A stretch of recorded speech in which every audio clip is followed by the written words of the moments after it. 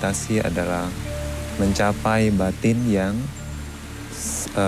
mengendalikan pikiran, yang mampu mengendalikan pikiran. Jadi kenapa pikiran itu tidak terkendali? Karena kekotoran batin. Jadi saya kasih contoh, misalnya pada saat kita ingin melihat, maka kita langsung lihat. Pada saat kita mendengar, kita langsung mendengar. Lalu pada saat kita ingin mendapatkan sesuatu, lalu kita mengupayakan. Tapi seringkali usaha kita untuk mengupayakan itu seringkali buruk. Jarang kita mengupayakannya dengan cara yang benar. Tidak pernah terlintas dalam pikiran kita apakah usaha yang kita lakukan ini akan menyakiti makhluk lain atau memberikan penderitaan bagi makhluk lain. Jadi fungsi kita bermeditasi adalah untuk melenyapkan kekotoran batin, tetapi karena kekotoran batin ini pikiran kita jadi tidak terkendali. Nah, fungsi meditasi adalah untuk mengendalikan batin. Jadi sebagaimana yang dijelaskan Sang Buddha di dalam Dhammapada, Sang Buddha menjelaskan Mano Pubanggama Dhamma, Mano Settha, Mano Maya. Jadi pikiran adalah pelopor, pikiran adalah pemimpin, semuanya adalah buatan dari pikiran. Jadi apapun yang kita lakukan dan ucapkan, jika diikuti oleh pikiran yang baik, maka ucapan dan perbuatan kita baik. Lalu kalau ucapan dan perbuatan kita jahat, itu juga karena pikiran kita awalnya jahat. Oleh sebab itu, pikiran kita menjadi sangat penting. Ucapan dan perbuatan kita akan tercermin dalam kelakuan kita, aktivitas kita dalam sehari-hari. Lalu itu akan mempengaruhi karakter kita. Dan karakter kita akan mempengaruhi masa depan kita. Nah, jadi masa depan kita terpengaruh mendapat dukungan dari pikiran kita. Sangat bergantung pada pikiran kita. Oke, baik. Jadi kan ternyata pikiran itu memang yang pertama dan utama ya Bante ya. Dan ternyata gunanya banyak sekali dari meditasi ini. Tapi pada prakteknya kan seringkali meskipun terlihat mudah, tapi ternyata meditasi itu akan ada mengalami kesulitan-kesulitan tersendiri. Nah, mungkin saya dan pemirsa juga ingin tahu sebenarnya seperti apa sih Bante meditasi yang benar itu? Jadi untuk bermeditasi, meditasi sendiri adalah aktivitas dari pikiran, aktivitas dari batin. Dan batin tidak bisa beraktivitas tanpa objek. Maka pertama-tama kita perlu mengambil objek yang netral, yang bukan objek dari kekotoran batin, seperti nafas. Jadi di ajaran Sang Buddha memberikan dalam khotbah yang disebut dengan Mahasatipatthana Sutta. Di khotbah ini, Sang Buddha menjelaskan tentang landasan-landasan perhatian penuh. Nah, salah satu di antaranya adalah perhatian penuh terhadap nafas. Di awal meditasi, kita harus memperhatikan masalah tempat. Sang Buddha sendiri menasihati kita untuk mencari tempat yang sepi dan tenang untuk memulai meditasi. Jadi kalau kita di dalam kehidupan ini ingin memutuskan untuk mendapat meditasi yang intensif, maka tempat retret seperti ini, tempat meditasi seperti ini adalah tempat yang cocok. Tetapi di zaman Sang Buddha, seperti yang kita pahami bahwa 2500 tahun yang lalu, maka para meditator di zaman tersebut, Sang Buddha anjurkan untuk bermeditasi di hutan, di bawah pohon, di dalam gua. Jadi kita tahu bahwa tempat-tempat ini adalah orang jarang kunjungi. Jadi kita punya ketenangan, kita punya privasi dan sepi. Dan pada saat kita bermeditasi, meskipun objek kita adalah nafas, yang mana kita bisa amati, kita bisa sadari di setiap aktivitas kita. Apakah kita berdiri, duduk, berbaring, atau berjalan, kita bisa mengamati nafas. Karena nafas selalu ada pada kita. Semenjak kita lahir, kita bernafas. tetapi kita tidak menyadarinya. Terkadang kita tidak tahu nafas ini panjang atau pendek, kasar atau halus, tidak paham. Nah, bedanya pada saat kita meditasi perhatian penuh terhadap nafas, kita menyadari nafas kita. Tetapi nafas harus tetap alami, tidak boleh dikendalikan. Jadi yang pertama-tama yang perlu kita pertimbangkan adalah postur. Jadi dalam khususnya meditasi perhatian penuh terhadap nafas ini, Sang Buddha sangat menganjurkan postur yang terbaik adalah postur duduk. Karena postur duduk itu tidak terlalu rileks, juga tidak terlalu banyak aktivitas. Jadi jasmani dan batin bisa seimbang. Jadi pada saat kita bermeditasi, yang paling penting adalah kita harus mempertahankan bagian tubuh atas itu tegak. Tetapi secara keseluruhan kita harus rileks. Tegak tetapi alami. Nah, kemudian setelah kita rileks batinnya, lalu kita perlahan-lahan mengarahkan kesadaran kita di sekitar lubang hidung, di mana nafas itu masuk dan keluar. Nah, pada saat kita menyadari nafas masuk dan keluar, kita tidak mengikuti nafas masuk ke dalam atau nafas yang sudah meninggalkan tubuh kita. Tidak. Tapi kita cukup menyadari nafas sebagaimana apa adanya tanpa mengendalikan. Mengetahui bahwa nafas masuk, keluar, masuk, keluar, masuk, keluar. Jadi yang perlu kita perhatikan adalah objeknya bukan sensasi pada gesekan nafas. Kita tidak perlu mengetahui kualitas nafas seperti halus, kasar, atau dingin, hangat, atau berat. Tidak perlu mengetahui kualitas demikian. Kita hanya menjaga dan menyadari bahwa nafas masuk atau keluar. Masuk, keluar. Selama kita terus menyadari nafas sebagaimana apa adanya dan tetap natural dengan batin yang tenang, maka meditasi kita berhasil. Kita di jalan yang benar. Dan pasti kita akan mendapatkan manfaat-manfaatnya dari meditasi nafas ini. Jadi perlu kita perhatikan juga usaha pada saat kita menyadari nafas. Usaha ini harus seimbang. Tidak dengan pikiran yang gelisah atau tidak terlalu fokus. Misalnya kalau kita habis berlari, habis olahraga, lalu kita ingin mengambil gambar. Nah, maka kalau kita akan berusaha untuk mengambil gambar, itu objeknya akan tidak jelas, akan goyang. Kenapa? Karena kita sendiri secara batin dan jasmani belum siap, tubuhnya belum siap. Tapi setelah kita tenang, setelah kita rileks, baru kita bisa mengambil gambar dan gambarnya juga tenang. Gambarnya juga stabil dan jelas. Nah, oleh sebab itu, pada saat kita bermeditasi, kita harus di awal adalah menenangkan batin dulu.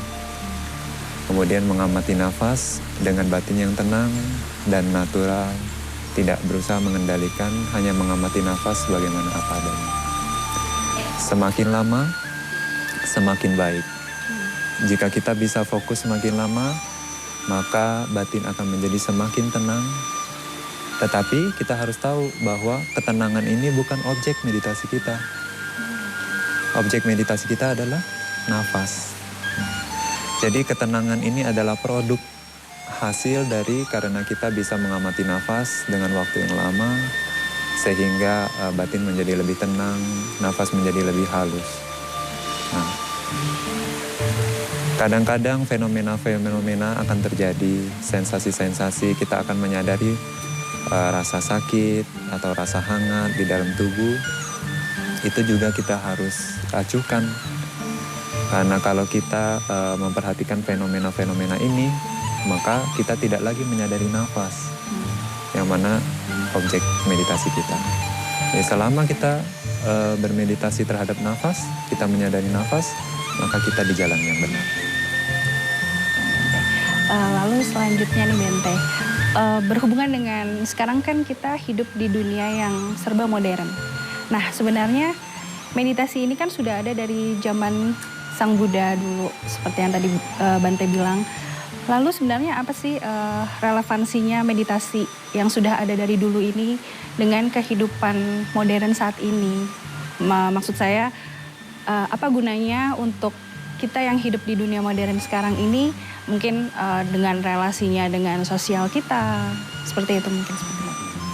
Meskipun di awal saya menjelaskan bahwa fungsi kita meditasi adalah akhirnya untuk terbebas dari semua kekotoran batin, tetapi di sepanjang usaha kita bermeditasi, kita akan mendapatkan manfaat-manfaat yang signifikan dan langsung. Jadi misalnya semakin kita bisa fokus terhadap nafas, batin kita akan semakin tenang. Jadi jika Anda memulai aktivitas Anda dengan ketenangan, maka di sepanjang hari Anda bisa mendapatkan hasil-hasil yang positif. Dan dengan ketenangan ini Anda bisa memberikan energi, tidak hanya dalam keseharian Anda, tetapi juga akan bisa dirasakan oleh orang-orang di sekitar kita. Ketenangan kita. Jadi dengan ketenangan ini pikiran kita menjadi jernih. Dengan kejernihan ini kita bisa mengambil keputusan dengan objektif. Kita tidak terlibat secara emosi, tetapi terus tenang dan bisa mengambil keputusan dengan jernih dan tepat. Jadi saya rasa ini akan sangat mempengaruhi dalam tingkat produktivitas keseharian kita. Dan sangat efektif dan efisien dalam saat setiap kali kita mengambil keputusan. Jadi siapapun Anda, apakah Anda ibu berumah tangga, apakah Anda murid di sekolah, atau apakah Anda seorang pemimpin di dalam perusahaan, Anda membutuhkan ketenangan. Dan meditasi ini bisa membantu Anda dalam keseharian Anda. Jika Anda seorang siswa di sekolah, maka Anda bisa menyerap seluruh pelajaran yang guru Anda ajarkan. Oh, okay. Ya, jadi karena kestabilitasan fokus kita.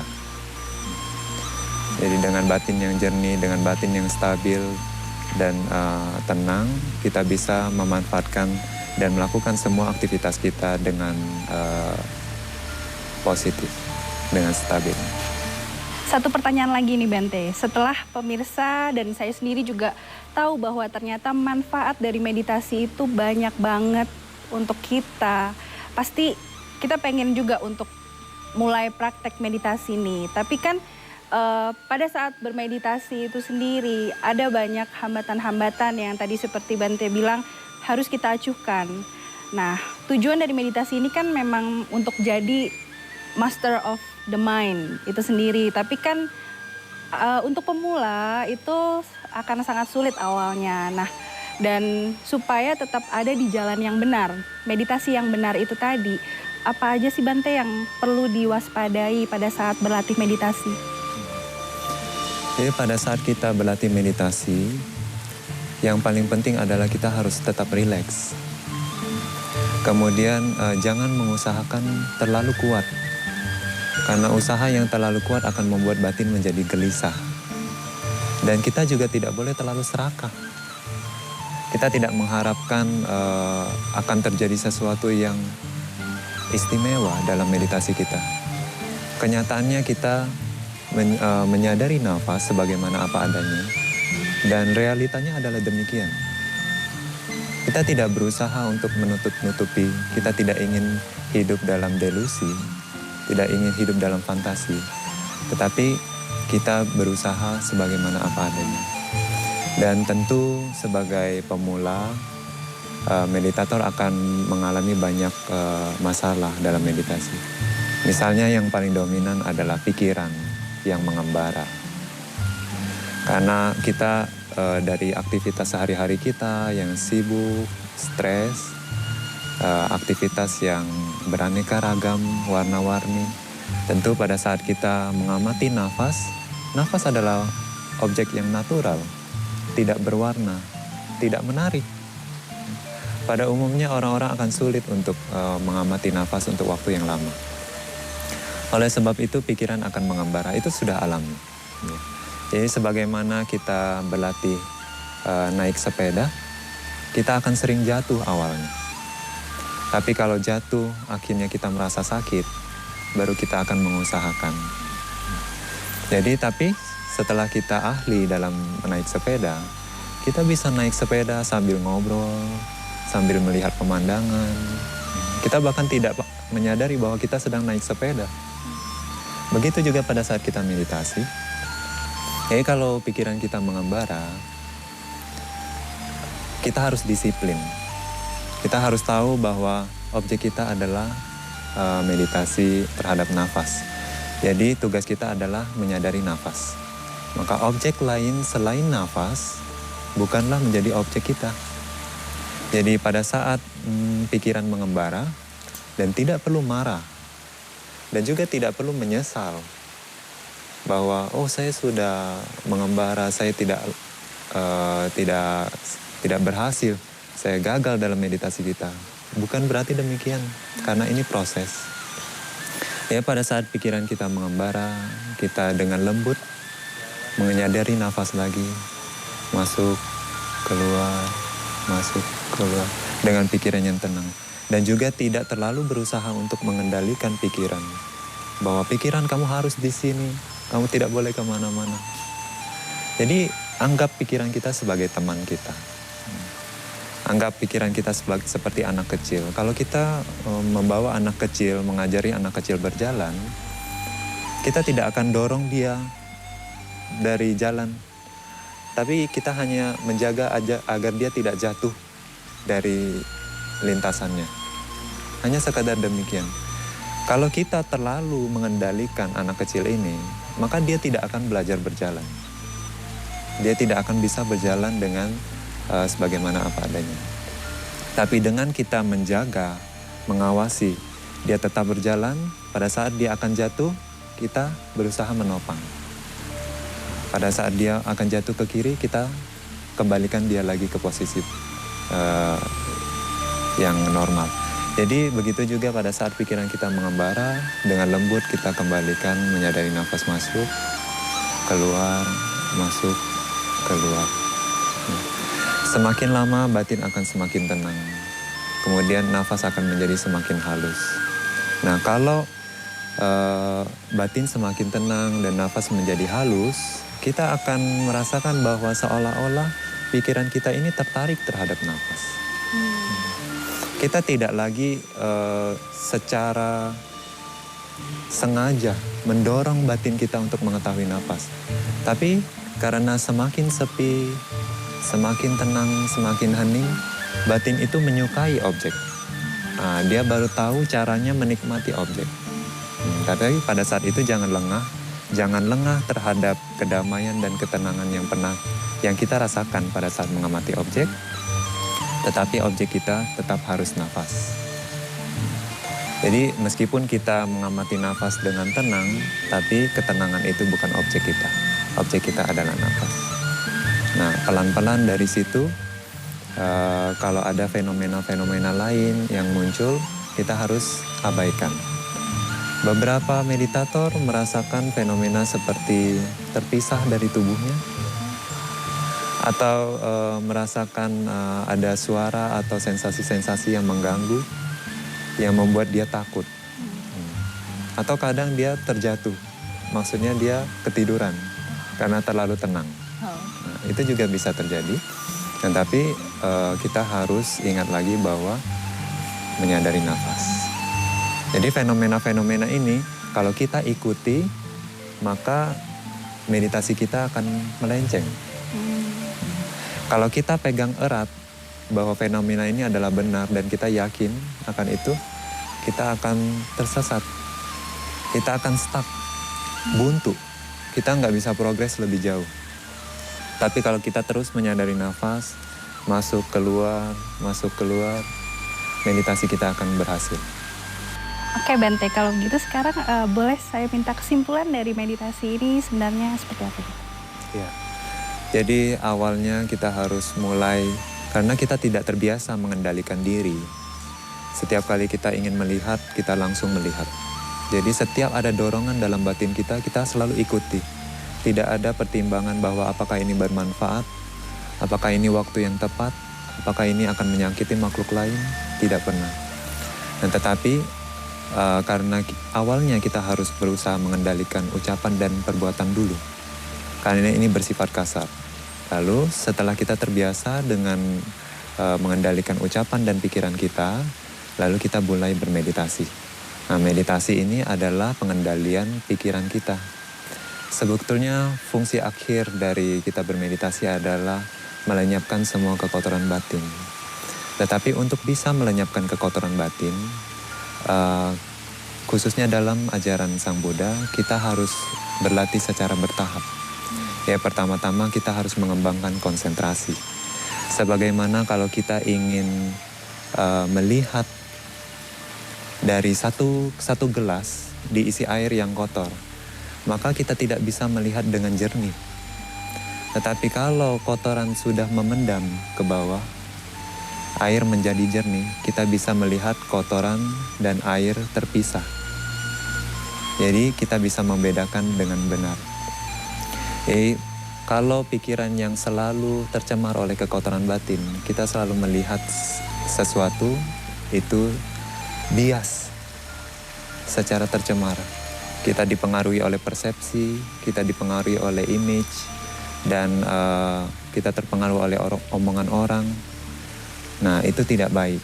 Kita tidak melihat objek secara objektif. Selalu kita terlibat secara emosi. Jadi untuk mendapat pikiran yang objektif, yang melihat objek sebagaimana apa adanya, kita perlu meredam kekotoran batin ini. Bagaimana cara meredamnya? Kita harus mengembangkan konsentrasi. Nah, di ajaran Sang Buddha biasanya kita bermeditasi terhadap nafas, menyadari nafas, karena objek ini bisa kita bawa kemana-mana.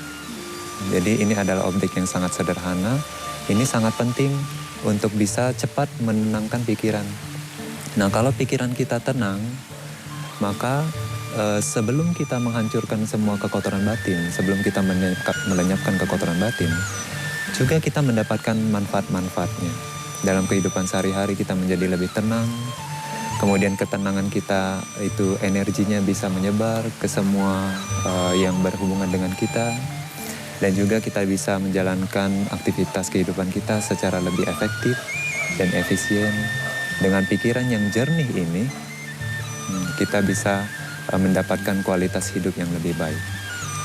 Jadi saya rasa meditasi sangat bermanfaat bagi siapapun juga, tidak hanya umat Buddhis, tetapi juga umat dimanapun mereka berada, dengan latar belakang apapun juga, karena ini sangat praktis dan juga bermanfaat bagi semua makhluk. Terima kasih Bante. Pemirsa sedama dimanapun Anda berada, demikianlah perbincangan saya dengan Bante Nanukamsa mengenai meditasi yang berpusat pada nafas. Semoga perbincangan pada hari ini memberikan banyak manfaat bagi kita semua. Sampai jumpa di episode Jalan Tengah selanjutnya. Sabe Sata Bawantu Sukitata. Semoga semua makhluk hidup berbahagia. Sadu, sadu, sadu.